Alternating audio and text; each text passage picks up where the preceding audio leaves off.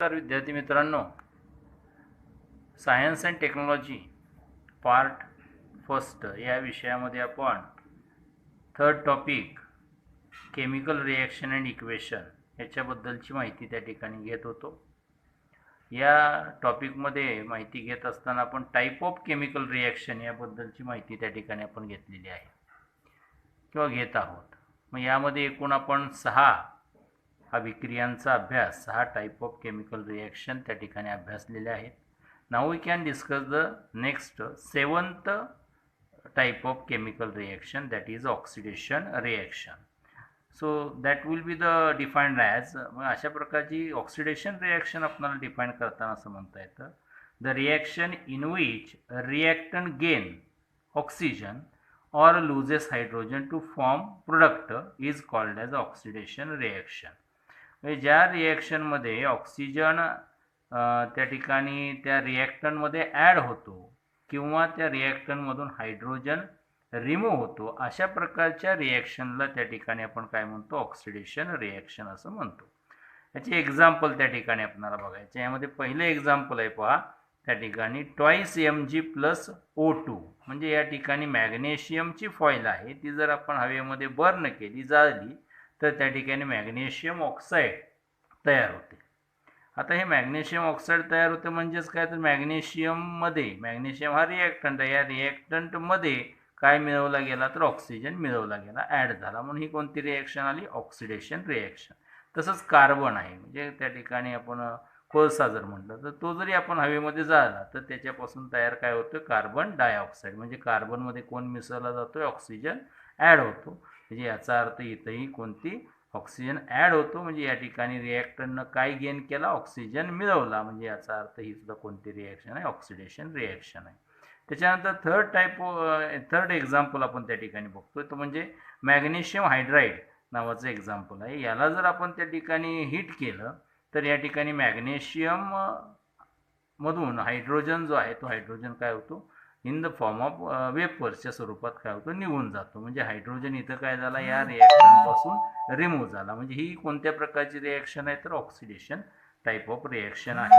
त्याच्यानंतर या ठिकाणी इथेन आहे. इथेन CH3-CH3 असे किंवा CH3 सिंगल बॉन्ड CH3, म्हणजे या पद्धतीचा हा इथेन ग्रुप त्या ठिकाणी, याला जर आपण हिट केलं तर किंवा याच्यातून हायड्रोजन रिमूव्ह करायचं आहे आपल्याला, तर याच्यातून आपण त्या ठिकाणी हायड्रोजन रिमूव्ह करायचं असेल तर त्याला आपण हीट केलं तर या हिटिंगमुळं या ठिकाणी CH2 double bond with CH2, म्हणजे यातनं 2 हायड्रोजन म्हणजे H2 in the form of hydrogen gas हा काय होतो? रिलीज होतो. म्हणजे हायड्रोजन काय झाला? या ठिकाणी रिप्लेस झाला याच्या रिॲक्शनमधून. तर अशा प्रकारे या ठिकाणी आपल्याला इथंही हायड्रोजन काय होतो? रिॲक्टंटपासून दूर जातो. म्हणजे ही कोणती रिॲक्शन आहे?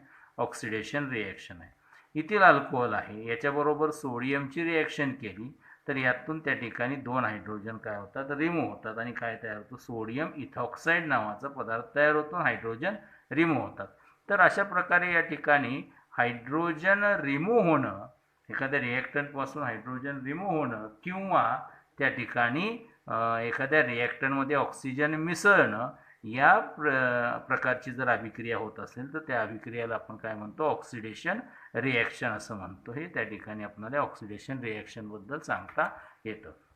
आता ऑक्सिडेशन रिॲक्शनचं आणखी आपण काय सांगू शकतो? तर oxidation means losing the electron, अशाही पद्धतीने त्या ठिकाणी त्याची डेफिनेशन आपण, इलेक्ट्रॉन लूज करणं म्हणजे सुद्धा ऑक्सिडेशन रिॲक्शन त्या ठिकाणी आपल्याला सांगता येतं. त्याच्यानंतर या ठिकाणी नेक्स्ट टाईप ऑफ रिॲक्शन येते, 8th रिडक्शन रिॲक्शन. त्याची डेफिनेशन आपण त्या ठिकाणी पहिल्यांदा बघू. The reaction in which reactant gains hydrogen or loses oxygen atom to form product is called as a reduction reaction. म्हणजे ज्या रिॲक्शनमध्ये त्या ठिकाणी हायड्रोजन गेन केला जातो आणि ऑक्सिजन रिमूव्ह केला जातो, लूज केला जातो, म्हणजे या ठिकाणी ही कुणाच्या अपोजिट आहे? ऑक्सिडेशनच्या बरोबर अपोजिट आहे. ऑक्सिडेशनमध्ये ऑक्सिजन ॲड केला जातो आणि हायड्रोजन रिमूव्ह केला जातो. तर रिडक्शनमध्ये हायड्रोजन ॲड केला जातो आणि ऑक्सिजन रिमूव्ह केला जातो. अशा प्रकारच्या रिॲक्शनला आपण त्या ठिकाणी रिडक्शन रिॲक्शन, म्हणजे रिडक्शन आणि ऑक्सिडेशनमध्ये त्या ठिकाणी आपणाला त्या ठिकाणी ट्रिक्स काय मिळते, तर या ठिकाणी हायड्रोजन जर रिमूव्ह झाला तर ऑक्सिडेशन, हायड्रोजन ॲड झाला तर रिडक्शन, ऑक्सिजन ॲड झाला तर ऑक्सिडेशन, आणि ऑक्सिजन लूज झाला तर त्या ठिकाणी रिडक्शन रिॲक्शन. अशा पद्धतीने आपल्याला सांगता येतं. म्हणजे ज्या रिॲक्शनमध्ये हायड्रोजन ॲड होतोय आणि ऑक्सिजन लूज होतो तर त्या रिॲक्शनला आपण रिडक्शन रिॲक्शन असं म्हणतो. हे त्या ठिकाणी आपल्याला डेफिनेशन समजतं. त्याच्यानंतर त्या ठिकाणी त्याची काही एक्झाम्पल्स आहेत. ती एक्झाम्पल पहिल्यांदा आपण बघू. त्यामध्ये पहिलं एक्झाम्पल आहे that will be the carbon react with the hydrogen. म्हणजे कार्बन आणि हायड्रोजन यांची अभिक्रिया झाली तर त्या ठिकाणी आपल्याला काय मिळतं, CH4 म्हणजे मिथेन मिळतो in the form of gases. तर अशा प्रकारे हा त्या ठिकाणी हायड्रोजन काय झाला, कार्बनमध्ये ॲड झाला. म्हणजे कोणती रिॲक्शन आहे, रिडक्शन रिॲक्शन आहे. सेकंड एक्झाम्पल आपल्याला त्या ठिकाणी सांगतो O3 म्हणजे ओझोन. ओझोनचं फॉर्म्युला काय आहे, O3. तर याला जर त्या ठिकाणी उष्णता मिळाली, म्हणजे सनलाईट पडला याच्यावर किंवा हीट मिळाली तर या ठिकाणी या O3 मधून एक ऑक्सिजन रिलीज होतो. म्हणजे या ठिकाणी त्याला आपण नेसंट ऑक्सिजन असं म्हणतो.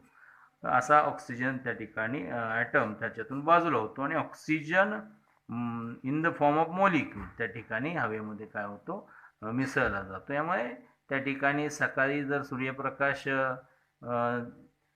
पडतोय, म्हणजे कोवळं ऊन पडतंय, तर त्या ठिकाणी सकाळी त्या ठिकाणी आपल्याला मॉर्निंगला जास्तीत जास्त ऑक्सिजन काय मिळतो, तर हवेमध्ये उपलब्ध होण्याची शक्यता का होते, तर हे ऑक्सिजन मॉलिक्यूल या O3 पासून, ओझोन लेअरवर जी सनलाईट पडते त्याच्यातून त्या ठिकाणी O3 मधून हा ऑक्सिजन नेसंट ऑक्सिजन म्हणून बाहेर पडतो आणि ऑक्सिजन मॉलिक्यूल हा हवेत मिसळला जातो. त्यामुळे सकाळच्या प्रहरी त्या ठिकाणी ऑक्सिजनची जी क्वांटिटी आहे ती हवेमध्ये काय आहे, तर जास्त प्रमाणात आपल्याला आढळते. त्यामुळे फ्रेश एअर आपल्याला सकाळी 10 पर्यंत अनुभवता येते. त्याच्यानंतर मात्र जे काही कारखाने असतील किंवा इतर काही ॲक्टिव्हिटी आहेत daily routines in the urbanisation faculty, तर त्या ठिकाणी त्यामुळं जे प्रदूषित वायू आहे ते त्याच्यामध्ये मिसळल्यामुळे ते जो काही फ्रेशनेस आहे तो हळूहळू काय होतो, तो कमी होत जातो. तर अशा प्रकारे या ठिकाणी आपल्याला हा ओझोन लेअर मधून ऑक्सिजनसुद्धा त्या ठिकाणी मिळतो. तर त्या ठिकाणी इथंही काय रिमूव्ह झाला, ऑक्सिजन या ठिकाणी रिमूव्ह झालेला दिसतो. त्याच्यानंतर H2O2 म्हणजे हायड्रोजन पेरॉक्साईड नावाचं जे काही एक कंपाऊंड आहे, त्या कंपाऊंडमधून ऑक्सिजन रिलीज झाला तर त्या ठिकाणी वॉटर मॉलिक्यूल आपल्याला मिळतं. तर ऑक्सिजन रिलीज होणं किंवा हायड्रोजन ॲड होणं या प्रक्रियेला आपण त्या ठिकाणी काय म्हणतो, रिडक्शन रिॲक्शन असं म्हणतो. आता reduction reaction means gaining of electron. ऑक्सिडेशनमध्ये आपण काय म्हणतोय, oxidation means losing of electron. तर रिडक्शन म्हणजे काय, गेनिंग ऑफ इलेक्ट्रॉन. म्हणजे एक्झॅक्टली ऑक्सिडेशनच्या अपोजिट रिॲक्शन कोणती असेल तर ती कोणती आहे, रिडक्शन रिॲक्शन आहे. तर ही झाली रिडक्शन रिॲक्शन. याच्यानंतरचा पुढचा भाग त्या ठिकाणी आपण पाहणार आहोत. या ठिकाणी 9th टाईप ऑफ रिॲक्शन आपण बघतोय, ते म्हणजे रेडॉक्स रिॲक्शन. आता रेडॉक्स रिॲक्शन याच्यामध्ये 2 रिॲक्शन एकत्रित आहेत. Reduction reaction, ox for oxidation reaction. म्हणजे या ठिकाणी आपण त्या ठिकाणी म्हणतो की रिॲक्शनची डेफिनेशन आपण करताना असं म्हणतो, the reaction in which oxidation and reduction takes place simultaneously in a given chemical reaction called as a redox reaction. म्हणजे एकच रिॲक्शन आहे की ज्याच्यामध्ये ऑक्सिडेशन पण होतं आणि रिडक्शन पण होतं. म्हणजे त्या ठिकाणी अशा प्रकारचे जे काही रिॲक्शन असतील या रिॲक्शनना आपण काय म्हणतोय, तर त्या ठिकाणी काय, रेडॉक्स रिॲक्शन. म्हणजे ज्यामध्ये ऑक्सिडेशन रिडक्शन एका पाठोपाठ घडतात. म्हणजे एकच रिॲक्शन आहे, त्याच्यात ऑक्सिडेशन पण घडले, त्याच्यात रिडक्शन पण घडले. आता त्याची काही एक्झाम्पल आपण बघणार आहोत. त्यामध्ये पहिलं एक्झाम्पल आहे पहा, CuO म्हणजे कॉपर ऑक्साईड प्लस हायड्रोजन या ठिकाणी याची रिॲक्शन केली तर हायड्रोजन या ठिकाणी काय करतोय, यातला ऑक्सिजन काढून घेतोय. म्हणजे ह्या ठिकाणी हायड्रोजन बरोबर काय मिळाला जातोय, ऑक्सिजन जाऊन मिळतो. म्हणजे कोणती रिॲक्शन, ऑक्सिडेशन होतं.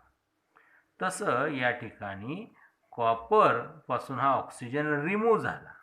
म्हणजे कॉपर पासून ऑक्सिजन रिमूव्ह झाला म्हणजे कोणती रिॲक्शन झाला, तर त्या ठिकाणी रिडक्शन रिॲक्शन झालं. म्हणजे कॉपर ऑक्साईड प्लस हायड्रोजन यांची रिॲक्शन केली तर हायड्रोजन बरोबर ऑक्सिजन निघून जातोय किंवा हायड्रोजन मिळतोय.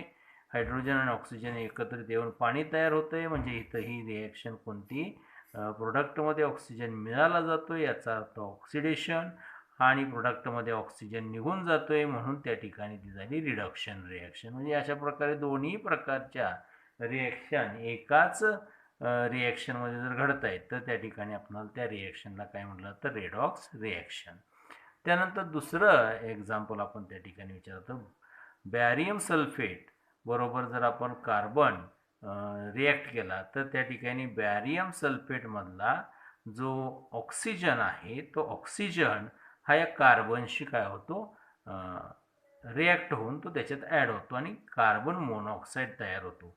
म्हणजे या ठिकाणी जर आपण विचार केला तर कार्बन आणि कार्बनमध्ये ऑक्सिजन मिळाला म्हणजे या ठिकाणी या कार्बनपासून मिळालेल्या प्रोडक्टमध्ये ऑक्सिजन गेन झाला.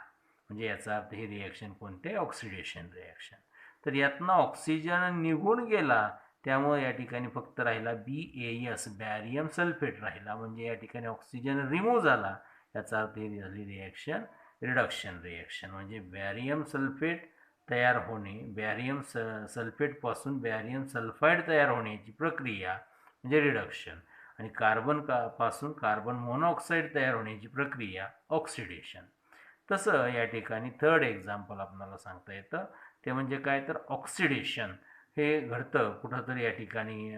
ऑक्सिडेशन आणि रिडक्शन या रिॲक्शनमध्ये सुद्धा आपल्याला सायमल्टेनियसली घडताना दिसतं. म्हणजे हायड्रोजन सल्फाईड आणि सल्फर डायऑक्साईड या दोघांची अभिक्रिया केली तर या ठिकाणी आपल्याला सांगता येतं की इथं जो काही हायड्रोजन आहे तो हायड्रोजन या ठिकाणच्या ऑक्सिजन बरोबर रिॲक्ट होतो आणि टॉईस H2O तयार होतो. म्हणजे इथं कोणती रिॲक्शन, हायड्रोजन बरोबर ऑक्सिजन मिळतो म्हणजे ऑक्सिडेशन तयार झालं, ऑक्सिडेशन रिॲक्शन झाली.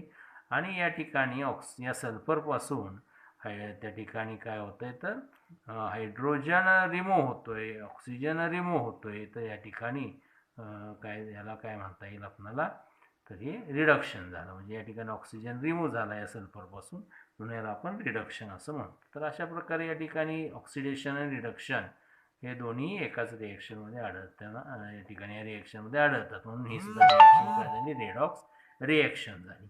त्याच्यानंतर चौथा एक्झाम्पल त्या ठिकाणी आपण बघतोय ते म्हणजे मॅग्नेशियम ऑक्साईड, मॅग्नीज ऑक्साईड आणि हायड्रोक्लोरिक ॲसिड यांची अभिक्रिया केली तर या ठिकाणी हा जो ऑक्सिजन आहे हा ऑक्सिजन याच्या या हायड्रोजन बरोबर रिॲक्ट होतोय आणि काय तयार होतं, पाणी तयार होतं. म्हणजे या ठिकाणी हायड्रोजन बरोबर ऑक्सिजन मिळाला म्हणजे काय झालं तर ऑक्सिडेशन ही रिॲक्शन झाली.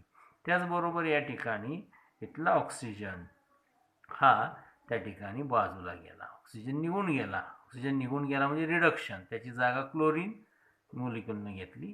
म्हणजे याचा अर्थ हा इथला ऑक्सिजन निघून गेला, प्रोडक्टमध्ये ऑक्सिजन निघून जातोय म्हणजे याचा अर्थ ही रिॲक्शन कोणती झाली तर त्या ठिकाणी रिडक्शन रिॲक्शन. तर अशा प्रकारे दोन्ही ऑक्सिडेशन आणि रिडक्शन या दोन्ही प्रकारच्या रिॲक्शन ज्या आहेत त्या रिॲक्शन त्या ठिकाणी काय होतात तर या रिडॉक्स रिॲक्शनमध्ये एका पाठोपाठ एकाच रिॲक्शनमध्ये घडताना आढळतात म्हणून याला आपण काय म्हणतो रेडॉक्स रिॲक्शन असं म्हणतो. तर अशा प्रकारचे रेडॉक्स रिॲक्शनबद्दलची माहिती त्या ठिकाणी आपण बघितली. आता आपण त्या ठिकाणी बघणार आहोत next type of reaction that will be the corrosion. त्या ठिकाणी पुढचा प्रकार आपण विचारात घेतोय तो म्हणजे काय, करोजन. आता करोजन म्हणजे क्षरण होणं, करोजन मीन्स क्षरण होणं. म्हणजे त्या ठिकाणी ही प्रक्रिया काय असते, the slow process of decay or destruction of metal due to the effect of air, water, moisture, acid rain called as a corrosion. म्हणजे या ठिकाणी ही एक अशी हळूवार चालणारी प्रक्रिया आहे की ज्यामुळे मेटलचा त्या ठिकाणी काय होतं डिके होतो किंवा डिस्ट्रक्शन होतं. कुणामुळे तर त्या ठिकाणी इफेक्ट ऑफ एअर हवा असेल, पाणी असेल, मॉइश्चर असेल, दमटपणा असेल किंवा त्या ठिकाणी ॲसिड रेन असेल, या सगळ्यांचा एकत्रित परिणाम होऊन जर धातूची जर झीज होत असेल, डिके होत असेल तर त्या हळूवार चालणाऱ्या या डिकेला आपण काय म्हणतो, करोजन असं म्हणतो, क्षरण. So again we can define this one, the slow process of decay or destruction of metal due to the effect of air, water, moisture and acid rain called as a corrosion. त्याला आपण काय म्हणतो, corrosion असं म्हणतो. मग अशा अनेक reaction आपण बघतो. रस्टिंग ऑफ आयर्न आर्टिकल, बऱ्याच वेळा लोखंडाच्या वस्तूंवर काय होतं, गंज चढताना बघतो. हा गंजसुद्धा कसला प्रकार आहे, तर क्षरण या प्रक्रियेचा प्रकार आहे किंवा या अभिक्रियेचा प्रकार आहे. म्हणजे हवा असेल, पाणी असेल किंवा ॲसिड रेन असेल, याचा परिणाम या लोखंडी वस्तूवर होऊन त्या ठिकाणी काय होतं, तर त्या ठिकाणी त्या गंजताना दिसतात, रस्टिंग तयार होतं. ब्लॅकनिंग ऑफ सिल्वर आर्टिकल, म्हणजे जर आपण चांदी हवेमध्ये जास्त काळ जर त्या ठिकाणी चांदी हायड्रोजन सल्फाईड बरोबर रिॲक्ट झाली तर त्या ठिकाणी AgS तयार होतं, की जे काळ्या रंगाचं असतं, ते त्याच धातूवर जमा होतं. तर अशा प्रकारे या ठिकाणी ब्लॅकनिंग ऑफ द सिल्वर आर्टिकल, म्हणजे चांदीचे दागिने असतील ते काय होतात, काळपट होणं ही एक त्या ठिकाणी काय करोजन होती. ती चांदी आपण जर काळपट नको असेल तर आपण काय करतो, तिला आपण पॉलिश करतो म्हणजे वरचा काळा रंग आपण काढून टाकतो. मग त्या काळ्या रंगामध्ये काय, तर AgS म्हणजेच सिल्वर सल्फाईड, मग त्या सल्फर ग्रुप बरोबर त्या ठिकाणी त्यातून सिल्वरसुद्धा काय होतं, निघून जातं, म्हणजे त्याची झीज होते. पण ही प्रक्रिया जी आहे ती अतिशय हळूवार चाललेली प्रक्रिया आहे. त्याच्यानंतर ब्लॅकनिंग ऑफ कॉपर आर्टिकल, बऱ्याच वेळेला आपण तांब्याची जी भांडी असतात, कॉपर आर्टिकल तांब्याची भांडी ही काय करतो आपण, अगदी स्वच्छ करून जर त्या ठिकाणी आपल्या घरातील भांड्याच्या त्या ठिकाणी फळीवर मांडलेली असतील, तर काही वेळानंतर आपणाला किंवा काही दिवसानंतर असं लक्षात येतं, ते चांगले चकाकणाऱ्या जो कॉपरची भांडी आपण त्या ठिकाणी ठेवलेली होती, तीही काय पडलेली दिसतात, काळपट पडलेली दिसतात किंवा त्याच्यावर काळपट हिरवट अशा प्रकारचे ग्रीनिश ब्लॅकिश कलरचे स्पॉट त्या ठिकाणी आपल्याला दिसतात. तर अशा प्रकारे कॉपर ऑक्साईड त्याच्यावर त्या ठिकाणी तयार होताना आपल्याला दिसतो, की जो आपल्याला ग्रीनिश ब्लॅक कलरचा असतो. तर पुन्हा ते आपल्याला चकचकीत करायचं असेल तर पुन्हा घासतो, म्हणजे त्याच्याबरोबर काय होतं, आणखी जो कॉपर आहे तो कॉपरसुद्धा काय होतो, निघून जातो, म्हणजे त्या ठिकाणी त्या भांड्याच्या काय होत असते, झीज होत असते. ब्लॅकनिंग ऑफ ॲल्युमिनियम आर्टिकल, ॲल्युमिनियमसारखा धातू असेल तर त्या ठिकाणी त्या ॲल्युमिनियम धातूचं ब्लॅकनिंग होणं, म्हणजे त्या ठिकाणी त्या ॲल्युमिनियमवरती जो काही ऑक्सिजन बरोबर रिॲक्ट झाला, कारण ॲल्युमिनियम हे एम्पोटेरिक मेटल आहे, आणि मग तो काय होतो, ऑक्सिजनवर रिॲक्ट झाला तर ॲल्युमिनियम ऑक्साईड तयार होतं, जे काळ्या रंगाचं असतं, आणि ते त्याच ॲल्युमिनियमच्या आर्टिकलवर जमा होतं. मग अशा प्रकारे पुन्हा जर आपल्याला ते ॲल्युमिनियम त्याच्या मूळ सिल्वरी कलरमध्ये मिळवायचं असेल तर त्या ठिकाणी आपण ते घासून काळा रंग काढतो, तर त्या काळ्या रंगात सुद्धा काय जाईल, ॲल्युमिनियम निघून जातं, म्हणजे त्या ठिकाणी त्या ॲल्युमिनियमच्या आर्टिकलची काय होतं, लेयर बाय लेयर झीज होत जाईल. अशा प्रकारे या प्रत्येक आर्टिकलमध्ये लेयर बाय लेयर प्रत्येक वस्तूची काय होते, झीज होते. यालाच आपण काय म्हणतो, करोजन असं म्हणतो. आणि हे कुणामुळे होतं, तर त्या ठिकाणी हे जे काही प्रोसेस आहे ते अतिशय हळूवार घडणारी प्रक्रिया आहे, त्यामुळे ते सहज लक्षात येत नाही. आणि हे घडण्यापाठीमागची कारणं काय आहेत, तर हवा असेल, पाणी असेल किंवा मॉइश्चर असेल किंवा त्या ठिकाणी आपणाला त्या ठिकाणी ॲसिड रेन यासारखे जे काही वावे आहेत, यामुळे या ठिकाणी या करोजन ही अभिक्रिया त्या ठिकाणी होताना आढळते. तर अशा प्रकारे ही झाली करोजन जी प्रोसेस आहे किंवा करोजन केमिकल रिॲक्शन, त्याचे type of the chemical reaction 10th म्हणजे 10वा त्या ठिकाणी केमिकल रिॲक्शनचा प्रकार आहे त्या ठिकाणी बघितलेला आहे. तर याच्यानंतर या ठिकाणी रस्टिंग ऑफ आयर्न ही जी काही प्रक्रिया आहे, ही प्रक्रिया कशी चालते याबद्दल आपण माहिती घेणार आहोत. तर करोजन या प्रोसेसमध्ये पहिलं एक्झाम्पल आपण जे बघितलं, रस्टिंग ऑफ आयर्न. तर एक्झॅक्ट रस्टिंग प्रोसेस कशा प्रकारे चालते याबद्दलची माहिती आपण त्या ठिकाणी घेणार आहोत. त्या ठिकाणी तर या पॉईंटचं नाव आहे explanation of rusting of iron. आयर्नचं रस्टिंग कशा प्रकारे होतं याबद्दलची त्या ठिकाणी माहिती. तर यामध्ये पहिला पॉईंट आपण काय म्हणतो, rusting of iron article causes large financial loss. या ठिकाणी जास्तीत जास्त आर्थिक नुकसान हे या ठिकाणी कशातून होत असेल, तर या आयर्नचं रस्टिंग, आयर्न आर्टिकल जे आहेत, लोखंडी वस्तू आहेत, या जर त्या ठिकाणी काय झाल्या, रस झाल्या, तर त्या ठिकाणी जास्तीत जास्त आर्थिक नुकसान होऊ शकतं. हे त्या ठिकाणी पहिली बाब आपण याच्यात सांगू शकतो. दुसरं, त्या ठिकाणी आपण दुसरी बाब यामध्ये आपण सांगू शकतो, iron react with the moist air or water drops and a deposit of radish substance, that is Fe2O3, H2O is formed on it. This substance is called as rust.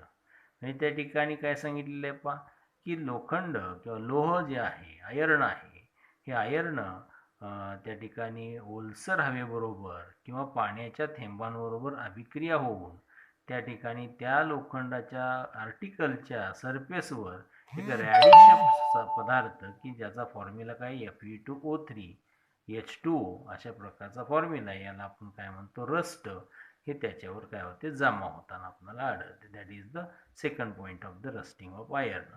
Third point आपल्याला या ठिकाणी rusting of आयर्नच्या बाबतीत सांगता येतो, the rusting of iron is an electrochemical process. ही कशी आहे तर एक इलेक्ट्रोकेमिकल प्रक्रिया आहे, म्हणजे विद्युत रासायनिक प्रक्रिया ज्याला म्हणतो. म्हणजे यामध्ये इलेक्ट्रॉन ट्रान्सफर होत आहेत आणि त्याचबरोबर काही केमिकल सबस्टन्स त्या ठिकाणी कारणीभूत ठरत आहेत. तर अशा प्रकारे या ठिकाणी इलेक्ट्रोकेमिकल प्रोसेस असलेली ही प्रक्रिया आहे. त्याच्यानंतर in this reaction different region on the surface of iron becomes anode and cathode as shown in the figure. तर या ठिकाणी जी फिगर दाखवलेली आहे, या फिगरमध्ये आपल्याला काय दिसतं तर या ठिकाणी या प्रक्रिये ज्यावेळेस हे रस्टिंग प्रोसेस होते त्यावेळेस त्या ठिकाणी या आयर्नाचा जो काही पार्ट आहे, या आयर्नाच्या या आर्टिकलवरती वेगवेगळ्या ठिकाणी ॲनोड आणि कॅथोड असे रिजन तयार होतात. आणि मग ती जी काही प्रोसेस आहे, ती प्रोसेस ज्या स्टेपमध्ये घडते त्या स्टेप आपल्याला त्या ठिकाणी बघायचे. तर ठिकाणी पुढे आपण बघतोय तर स्टेप्स इन द रस्टिंग. रस्टिंगमध्ये कशा प्रकारची स्टेप असतात, तर पहिली काय आहे पहा, पहिली स्टेप काय आहे तर Fe म्हणजे आयर्न इज ऑक्सिडायझेस. हे काय होतं ऑक्सिडाइज होतो, आणि त्या ठिकाणी हा जर ऑक्सिडाइज झाला तर त्या ठिकाणी तो त्याच्याकडचे 2 इलेक्ट्रॉन काय करतो रिलीज करतो, आणि 2 इलेक्ट्रॉन रिलीज करून Fe2+ अशा आयनाच्या फॉर्ममध्ये तो त्या ठिकाणी एका रिजनपाशी जमा होतो. त्याला आपण काय म्हणतो ॲनोड. ॲनोड इलेक्ट्रॉन डोनेट करणारा काय असतो ॲनोड असतो. म्हणून या ठिकाणी आपण दाखवला ॲनोड Fe जो आयर्न या लोह आहे या वस्तूमध्ये, त्याचं ऑक्सिडेशन होतं, ऑक्सिजनशी संपर्क येतो, त्यामुळे त्या ठिकाणी काय झालेलं आहे तर त्यानं 2 इलेक्ट्रॉन काय केले लूज केले. इलेक्ट्रॉन लूज केले की त्या मेटलवर काय पॉझिटिव्ह चार्ज, किती इलेक्ट्रॉन लूज केले 2, म्हणून 2 पॉझिटिव्ह चार्ज आले. Fe2+ हा ॲनोड रिजन त्या ठिकाणी या मेटलमध्ये तयार झाला. त्याच्यानंतर दुसरी स्टेपमध्ये काय आहे पहा, तर जो ऑक्सिजन येतोय अलॉंग विथ वॉटर, पाणी ऑक्सिजन या ठिकाणी येतात, तर इज रिड्यूस, जो ऑक्सिजन येतो तो काय होतो रिड्यूस होतो. रिड्यूस होतो म्हणजे काय, त्याच्यात ऑक्सिजन ॲड होतो to form water in the cathode region, की जेणेकरून त्या ऑक्सिजन जर रिडक्शन झालं, ऑक्सिजनचं रिडक्शन झालं म्हणजेच काय झालं तर ऑक्सिजन त्या ठिकाणी रिड्यूस होतो. याचा अर्थ आपल्याला काय सांगता येतो की त्याच्याबरोबर कोण मिळवला गेला, हायड्रोजन मिळवला गेला. म्हणजे oxygen plus hydrogen plus 4 electron या सगळ्यांनी मिळून एकत्रितपणे काय तयार झालं, वॉटर तयार होतं. अशा प्रकारे हे वॉटर तयार होतं. या रिजनला आपण काय म्हणतो cathode region. So O2 + 4H + 4 electron it gives a twice of H2O. तर हा झाला कोणता रिजन, कॅथोड रिजन झाला. हा कोणता ॲनोड रिजन झाला. आता ॲनोड रिजनपाशी काय तयार होतं Fe2+ तयार होतो, आणि कॅथोड रिजनपाशी काय तयार होतं वॉटर तयार होतं. या दोघांची अभिक्रिया मग मायग्रेशन ऑफ Fe2+, जो या ठिकाणी Fe2+ आहे ॲनोडपाशी, तो त्या ठिकाणी काय होतो मायग्रेट होतो from anode region and react with the water to form Fe3 ions. त्या ठिकाणी हा जो Fe2 आहे हा काय होतो मायग्रेट होतो कुणाकडे तर कॅथोड रिजनकडे, आणि या ठिकाणी हा कॅथोड रिजनकडे काय झाला मायग्रेट झाला, तर हा Fe2+ काय होतो Fe3+ तयार होतो, आणि तो जर त्या ठिकाणी कशाबरोबर रिॲक्ट करतोय Fe3+ आयन तयार होतो. अशा प्रकारे हा कॅथोडकडून कोणाकडे आला, ॲनोडकडून कॅथोडकडे आला. या ठिकाणी Fe3+ आयन तयार झाला. आता हा Fe3+ आयन ज्यावेळेस पाण्याशी संपर्कात येतो म्हणजे हायड्रेटेड होतो, म्हणजे पाण्याबरोबर त्याची अभिक्रिया होतो, त्यावेळेस त्या ठिकाणी रॅडिश कलरचा पदार्थ ज्याला आपण Fe2O3 म्हणजे त्या ठिकाणी फेरिक ऑक्साईड तयार होतं आणि फेरिक ऑक्साईडलाच आपण रस्ट असं म्हणतो. तर Fe2O3 which is collected on the surface of surface as a rust, की जो या ठिकाणी लोखंडाच्या सरफेसवर रस्ट म्हणून काय होतो, जमा होतो. तर अशा प्रकारे या ठिकाणी रस्ट तयार होण्याची प्रक्रिया पहा. या ठिकाणी हा मायग्रेट झाला, Fe2+चा Fe3+ तयार होतो. हे पाणी आणि Fe3+ यांची अभिक्रिया होते, ट्वाईस Fe3+ प्लस H2O. हा हायड्रेटेड आहे, हायड्रेटेड म्हणजे याच्यामध्ये पाण्याशी संपर्क आलेला हा हायड्रेटेड Fe3+ जो इथं सांगितला, आणि प्लस त्या ठिकाणी 4H2O हे त्या ठिकाणी ॲड झाले तर काय तयार होताना आढळतं आपल्याला या ठिकाणी Fe2O3 हे त्या ठिकाणी आपल्याला तयार O3H2O म्हणजेच काय तयार झाली इथं रस्ट तयार झाली. काय झाली, रस्ट तयार झाली. ही रस्ट त्या ठिकाणी त्या मेटलच्या सरफेसवर जमा होते. +6 हायड्रोजन इन ॲक्वियस फॉर्ममध्ये त्या ठिकाणी रिलीज होतात. तसे अशा प्रकारची प्रक्रिया. This rusting of iron is also called as a corrosion of iron. याच रस्टिंग प्रोसेसला आपण काय म्हणू शकतो, तर करोजन ऑफ आयर्न असंही म्हणू शकतो. आता या ठिकाणी अशा प्रकारचे करोजन प्रोसेस किंवा रस्टिंग ऑफ आयर्न हे जर आपल्याला टाळायचं असेल तर याचे काही प्रिव्हेंटिव्ह मेजर्स आहेत, ते आपण आता त्या ठिकाणी पाहणार आहोत. आता prevention of corrosion. The prevention of corrosion can be achieved by various ways. Form them as follows. मग या ठिकाणी अशा खालील काही प्रक्रिया जर आपण केल्या तर त्या ठिकाणी आपल्याला काय करता येतं, तर या करोजन जे आहे ते करोजन काय करता येतं, प्रिव्हेंट करता येतं. यामध्ये पहिला काय, avoid contact between the oxygen in air and surface of metal by applying the layer of some substances which are less reactive with the air. की त्या ठिकाणी आपण जे मेटल जे करोड होतात, जे गंजत आहेत किंवा जे ज्याचं क्षरण होतं आहे, अशा मेटलची सरफेस आणि त्या ठिकाणी हवा, त्या हवेमध्ये असलेला ऑक्सिजन यांचा संपर्क जर तोडायचा असेल तर त्या मेटलच्या सरफेसवर असा एखादा पदार्थाचा लेयर द्यायचा की जो हवेशी कमीत कमी काय करेल, हवेचा त्याच्यावर कमीत कमी परिणाम होईल. अशा प्रकारच्या एखाद्या पदार्थाचा लेयर या मेटल सरफेसवर जर दिला तर त्या ठिकाणी हवेतील ऑक्सिजन या आणि मेटल यांच्या यामध्ये काय होत नाही, संपर्क येत नाही. तर ते एक त्या ठिकाणी आपल्याला सांगता येतं की मग या ठिकाणी हे कॉन्टॅक्ट ऑक्सिजन इन एअर, हवेतील असणारा ऑक्सिजन आणि मेटलची सरफेस यांचा कॉन्टॅक्ट जर आपल्याला तोडायचा असेल तर एक तिसरा कुठला तरी एखादा मटेरियल किंवा पदार्थ की जो हवेशी कमीत कमी किंवा त्याची अभिक्रिया हवेशी कमीत कमी होऊ शकते, अशा प्रकारचा लेस रिॲक्टिव्ह मटेरियल एअर बाबतीत त्या ठिकाणी आपण यामध्ये वापरू शकतो. तर अशा प्रकारचा हा एक पार्ट झाला. Second, painting of metal surface त्या ठिकाणी काय करायची, जे आहे ती पेंट करणं, त्याला रंग देणं, हे काय. त्याच्यानंतर oiling, greasing on their surfaces, म्हणजे या ठिकाणी जे काही लोखंडी सरफेस आहेत त्यांना ऑइलिंग करणं, ग्रीसिंग करणं, हे त्या ठिकाणी एक प्रिव्हेंटिव्ह मेजर असू शकतं. त्याचबरोबर यूज मेथड्स लाईक एज गॅल्वनायझिंग हे एक टेक्निक आहे, थिनिंग, ॲनोडायझेशन, अलॉईंग, इलेक्ट्रोप्लॅटिंग यासारखे टेक्निक्स या ठिकाणी वापरून आपण या ठिकाणी करोजनवर काय करू शकतो, मात करू शकतो. तर अशा प्रकारे ही 10वी प्रक्रिया किंवा 10वी केमिकल रिॲक्शन, त्याला आपण करोजन, क्षरण असं म्हणतो, ही या ठिकाणी संपते. आता याच्या पुढं अजून काही केमिकल रिॲक्शनचे प्रकार आहेत, पण त्या ठिकाणी ते आपण पुढच्या तासाला बघणार आहोत. तर आज आपण इथं थांबतोय. धन्यवाद.